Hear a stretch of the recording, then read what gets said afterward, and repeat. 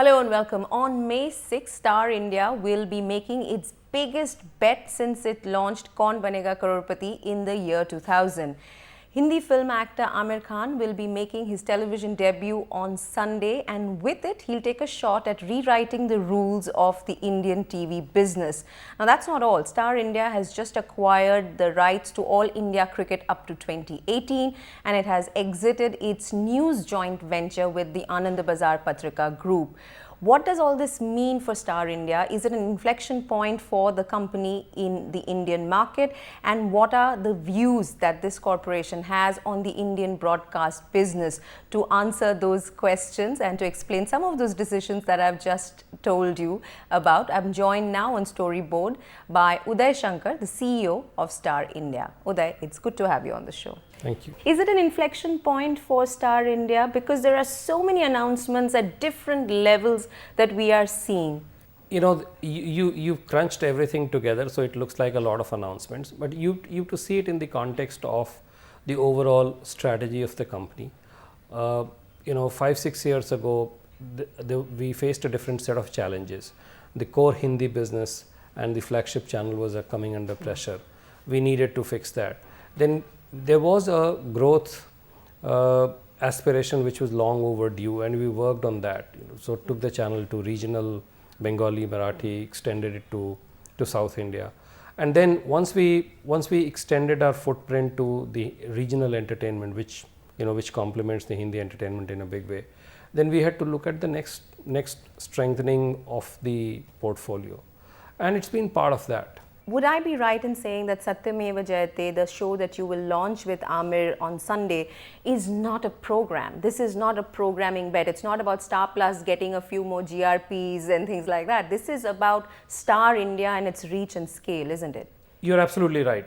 The show is not just about ratings and viewership. Of course, we would want to get very good ratings and very good viewership. Satyameva Jayate is one of the biggest leaps that we would have taken in last many years. With this show, we are trying to establish a very eclectic, a very contemporary definition of what entertainment content can be. From the traditional stuff, which has its own place, which is very important, like drama, like singing, dancing, and all of that. And we should be seen as a default house for all of that.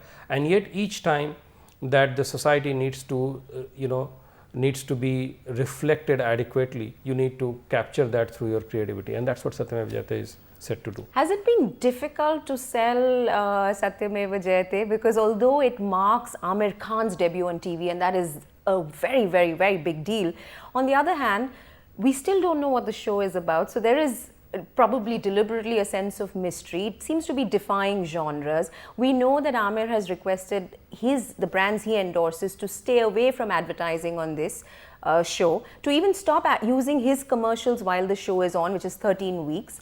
So would I be right in saying that this project may have been a difficult one to sell to advertisers? Yes, it was a challenge because you took away the most ready people willing to advertise and associate with the show. But also, I was impressed and completely overwhelmed by by Aamir's commitment, because it meant that he also lost a huge commercial opportunity, because at that he has suspended all his endorsements. So, but when the guy is doing that, you have to take the matching hit yourself. But what also made it difficult, to be honest, is the fact that we were not telling people what the show was about. We were not sending out show reels, and we were not talking about, in fact, when we started selling the show, we were not even giving away the name, and we were not telling them the time slot, and a whole lot of things. But it tells you how much faith people have in Aamir, and how much trust people also have in Star's ability to do something different, that people were willing to spend the money. In order to get corporates or to get advertisers to get interested and even excited, besides Aamir Khan's debut, would I be right in saying that you had to pull in the entire Star India network, isn't it? You're doing a simulcast across 9 channels.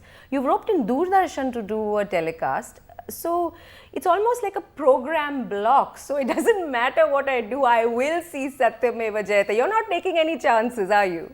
And we are not, absolutely. And for 2 reasons. One, we think it's a show that lends itself very seamlessly to across regions and platforms and channels. And when we shared it with people in the government and Doordarshan, they were really excited about the concept, and they said this is the kind of thing that they would like to carry on Doordarshan as well, and hence it's on DD. But it also tells you what kind of commitment we are putting behind this show, as Star India, and it also tells you the kind of faith we have in trying out stuff that's different, that that defies genres of creativity. So what are the ratings you're looking for? What will make you happy on May 6th? Not May 6th, whenever the ratings come in, a few days after the May 6th. Obviously, if the ratings are great, it will make me very happy. What is but great? I'm You already, have to tell me what great is, given the kind of effort you put into Satyameva Jayate. I'm already really very happy, because when you're doing something like this, the fact that we came so far, the fact that we can do this, and we can do this with someone like Aamir, and we can get the attention of the entire nation, and we can get the commercial support from the corporates who have come to back the show, is reason enough for satisfaction.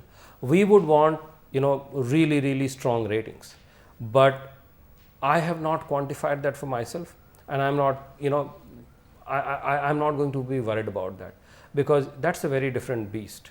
It's something, if it does very well, we'll be very happy. If it doesn't do well, we'll still be very happy, because we had the courage to go out and put our money where our mouths are. So, if I were to interpret strong ratings, though you haven't quantified it, would CNS 4+8 be okay? Is 8 strong? Yes. 8 is strong. Very good. Anything below 8 is not strong. No, below 8 will be strong too. I mean, you know what in this highly fragmented genre category of television, ratings have been under pressure for everyone. So I think if the show delivers good rate, I mean, if it has great reach, that's the first thing that we would be looking at in the beginning. That if we have, the fact that we put it across so many channels, we would want a large number of people to come and watch it. The show is not an easy show in my view, because it addresses issues that are really tough, that force people to think. So to that extent, it's not a very easy show, and that's the reason why I'm hesitating to comment on ratings. Was it a difficult decision to say that all Star entertainment channels would show this program come 11 o'clock Sunday? Because I may be a Star World or a Star Movies viewer, and I might really get a little put off if I tune in and I find Satyameva Jayate, which I could find on Star Plus. It wasn't an easy decision. You're right. We have sort of encouraged or pushed the viewers to make a trade-off with their regular choice. But we felt that the nature of this show is so compelling that it's worthwhile going and doing that. Sleepless nights till May 6th? Yes, but it depends. As a program, yes, it's giving me a lot of sleepless nights. But we take big bets. We launch new channels. We go and commit a lot of money on cricket. All of that. So I have enough reasons to get sleepless nights. And that's my cue to move into the other big gamble that you all have just made, and that is the cricket rights for almost 4,000 crore rupees up to 2018, isn't it? From those rough calculations that are out there in the media, 96 matches, 40 crore rupees a match, where is this money going to come from? We're looking at IPL results every week on week, and this IPL, that's the 5th IPL in the series, is delivering lower ratings, lower reach. It is, but let's be fair to IPL. IPL is delivering lower ratings than IPL itself. Fair enough. There's no reason to believe that it's an absolute disaster. Number one. Number two, you can't compare, the BCCI international tournaments with IPL. IPL is very engaging. I think it has a great constituency, but it is club cricket. whereas this one is international cricket. Cricket doesn't get bigger than this except when the World Cup happens. I think it's the values that the BCCI is seeking from cricket, and that broadcasters like you are paying for it, for those rights, is where the problem is, isn't it? Those values seem to be sky high. We saw Nimbus, who you're replacing now as the broadcaster, not being able to make its payments for whatever reasons. Look, I don't know why Nimbus couldn't make its payments, but two things. First of all, sports rights globally are seeing enormous inflation year on year. It's not, BCCI tournaments are not the only ones, to be fair.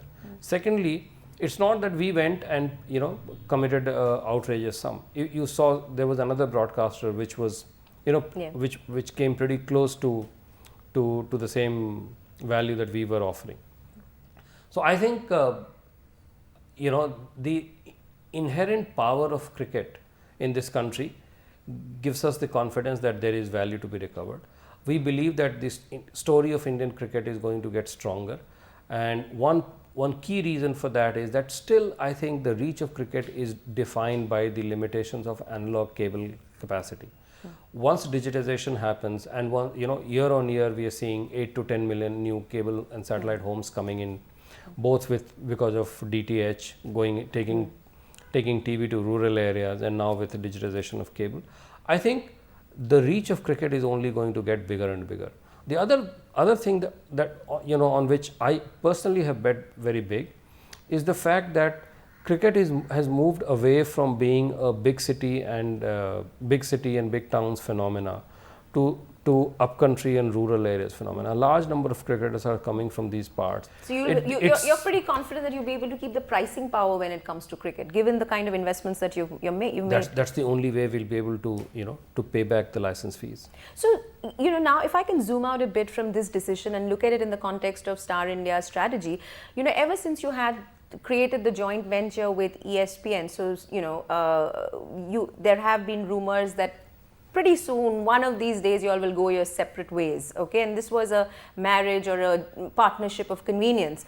With this decision of acquiring rights on your own, the first time that you've done so as Star India, does that mean that this rumor will get more credence? So what are you going to say to people who say that this is a sure sign that Star India will provide sports on its own and ESPN will go its own way? Before you lend more credence to this rumor through your own authoritative voice, let me make it very clear that while we did acquire the rights, it was very clearly understood by both ESPN and Star that the rights will be exploited along with ESPN Star Sports, the JV, and even the upcoming tournaments like the ones with New Zealand and England are going to be telecast on ESPN Star Sports channels, including Star Cricket. So this partnership is intact for the year. This partnership is intact for the time being, yes. And And when you say time being, you mean May 2012, or do you mean all of 2012, or do you mean beyond that? We've given a commitment to BCCI as well that the rights will be exploited in collaboration with ESPN Star Sports. Okay, let's move on to the news business, because that is something that made big news, because you all exited the joint venture with ABP just last month. One of the statements that came out when this news came in, and I quote from that statement, says, given the current regulatory environment and structural issues ailing the Indian cable and satellite TV market and the news genre in particular, this decision was made. Now, you've had this partnership for 9 years, since 2003. Correct. What has changed in the regulatory environment first, and then what are the new hurdles or challenges, or let's say, what has not lived up to expectations in the CNS environment? No new hurdles or challenges, but the circumstances in which this JV was created. Star used to run its own news channel, and FDI restrictions were brought in almost overnight. We were forced to seek a joint venture partnership, which we did, and we had to whittle down to 26%, which we did. There was always there was always an expectation that we had that eventually there would be alignment of FDI norms in news as well, and the 26% ceiling would be relaxed, and that didn't happen. So effectively, and we waited. It was a good brand. It was a good partnership. We had an excellent relation with ABP Group. You know that I have worked for MCCS myself. So everything was fine, but at 26% with no editorial involvement, with no other role, we get reduced to almost like financial investors. And we are not in the business of making financial investment. For us, this is a core business, this is a strategic partnership, and if we can participate in this strategy, it makes sense, otherwise it doesn't make sense. And that's why, if you notice, the news JV has been talked about, but it's not the only one where we have, we have reassessed and with Hathway also, I think you'll have exited Hathway. Correct. Yeah. Because, I believe that we should be involved in building businesses together. If for whatever reasons we are not participating in that process, then it doesn't really make sense for us. Our business today has become, has expanded a great deal. We have our own management challenges. And if we are not adding value to our partners, then why should we be in the business? But you still invested in Balaji. We still invested in Balaji, but we are very open to, to exit there as well. Last year, you announced that you all are going to handle the ad sales for all of NDTV's 3 news channels. Right. And again, there the conjecture is that, who knows when Star wants to get back into the news business, provided that, of course, NDTV is looking to partner you guys again, that this might be its option for getting back in the news business. That's, as you said, it's purely a conjecture. First of all, we have a great relation with NDTV and Prannoy Roy. It's a relationship that has gone, that has been there between Star and NDTV for more than a decade. And that's when NDTV wanted some help in and partnership in doing this their ads. We were very happy to lend a hand. But there is nothing beyond that. So how? Because, again, if it's restricted to 26%, then why would we get out of a company where we have 26% and get into another company with 26% stake? It doesn't really make sense. And you feel that there is nothing on the horizon, on the environment, that makes you feel positive that you will see regulatory changes? Because you'll have stayed invested for for a while, hoping that this will happen. Absolutely. And we are, we are losing hope. Because regulatory changes that have been far more urgent and the whole country has been crying for those changes haven't happened. And I'm not sure whether, given the current environment, a change in the ownership of news would be that high a priority. Let's move on to the TRAI recommendations that, TRAI came out with a consultation paper, and we know the fact is that the broadcast industry and the IBF, which you head, has rejected those, or challenged or argued their case against all those recommendations, whether it is the 6 minutes per clock hour, whether it's reducing the number of breaks, live action and sports, and how you should have the breaks, and all those details. Right. Where do you see this process going forward? Do you see the TRAI's recommendations as a, it's there, they made some noise, you'll react and nothing comes out of it? Or do you see this as a serious concern for pay channels and the pay TV business in India? Look, I would like to take that in different parts. Fair enough. First and foremost, if there is a need to regulate advertising, absolutely. I'm the first one to say that, and the broadcasters generally agree that there is a need to regulate advertising. But you have to understand, why has there been this unbridled ballooning of inventory? This has happened because, India is the only country where television is driven almost entirely by advertising revenue. Television content, and especially niche content like news, music, movies, etc., are always run by subscription revenue. And that is where I find it appalling that the TRAI has decided to come out with this kind of restriction without clearing, without cleaning up the mess in subscription. India is, if inventory is a problem, it is a problem primarily because the broadcasters are not getting any significant money from subscription. And the TRAI is the agency that has been entrusted with the task of cleaning up the mess in cable. Instead of cleaning up that mess, it has come out with restrictions which are totally outrageous. At IBF, we also believe that the TRAI is overstepping its brief. they, they are not empowered to look at this. Ministry of Information and Broadcasting is the right agency, and the broadcasters are already engaging with the ministry to define the limits of advertising on satellite channels. So there are these two issues, definitely. Okay. I want to get a sense of what is the mood at News Corp, because ever since last year, when News of the World was shut down in the UK and the spotlight was put on the way Rupert Murdoch has built this empire, the allegations of collusion between politicians, government and the media, in this case Rupert Murdoch's media company, News Corp. What is the mood at News Corp? We just saw Mr. Murdoch appear before the Leveson inquiry just last week in London. Look, I am not the right person to talk about the mood at News Corp. I can tell you the mood at Star India, which you can see. We remain very committed to our broadcasting businesses, our content businesses. We remain very committed to India. I think we have set up an example as as value-based, transparent corporate entities in this country, and we remain committed to that. You know that we've been increasing our investments in this country, the latest example being investment in cricket. We are very excited about the opportunities for News Corp and Star in this country, and my job is to make sure that I deliver on that. I have one more question. While whatever is happening in this space that I just outlined doesn't impact your viewers, people who consume the entertainment that you bring them, it does impact influencers and decision makers, government, policy makers. Has what has been happening impacted Star's equity in this country, would you say? No. Why should it? First of all, it happened, it wasn't even in the television business. It happened with newspapers in one part of the world, and I think it's completely limited to that part. News Corp is a global company, has businesses in many countries all over the world, and the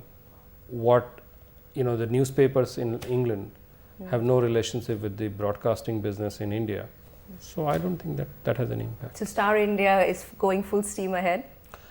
Star India is going full steam ahead to the best of its ability. We believe that this is a country where television content and broadcasting has just completed the first lap of its journey. The second lap has just begun. The track has become, should become so much better with digitization, and the opportunities should be so much more. So we're looking forward to Satyameva Jayate come May 6th, and hopefully some of those sleepless nights will reduce in numbers. Thank you, Uday, Shankar. Thank you, it's a pleasure having you on the show. Always pleasure to talk to you. Thank you.